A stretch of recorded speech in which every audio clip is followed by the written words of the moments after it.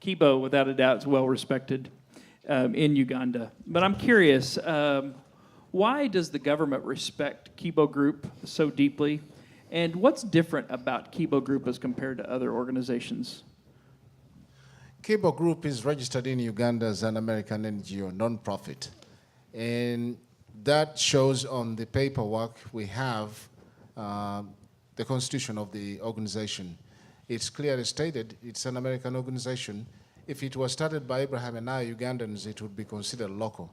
But all the directors are American, and there is a clause that demands to stipulate sources of funding and everything. So it's clearly indicated it's an American organization. So when we go to register it at different levels, which we are supposed to, it clearly shows that we are working for an American organization, and that means plenty of cash behind it. And so you approach someone, and the first thing they think about is, you come here with tons of US bucks, so please, give me some before we talk.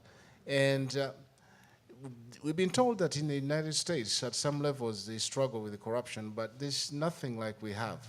For us, it's the way of doing business.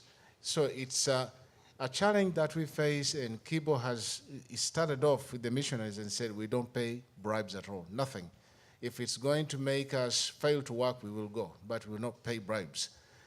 But then it takes us time to succeed in doing that, but to get registrations and work with the government. But when we do, then they start working behind us to see whether we do what we say we are going to do. So they know us as bad when it comes to paying bribes. We don't pay. But on the ground, they find us there. And so we don't pay bribes, but we go to work. And that impresses them. And also, there are other organizations that come with a lot of money, and I will not mention.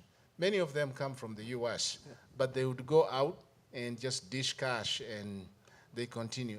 Some of the things that we do, for example, drilling boreholes, we prepare people before we give them this opportunity to drill a borehole for them. We prepare them and tell them about the differences and importance of drilling water from the aquifers deep in the ground.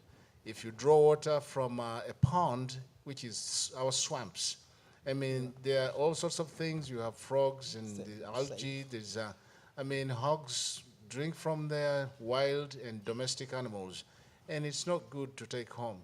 So we also tell them about the importance of having clean containers. Then we go ahead and drill the borehole and give it to them. And we tell them, we have spent, or Kibo has spent to drill this for you.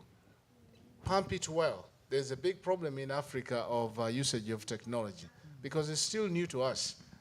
Chad has equipment all over his house, but in Africa that would be considered unusual.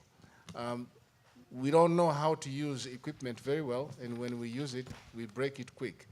But we tell them, if you use it and you break it, it's your responsibility. You're going to fix it.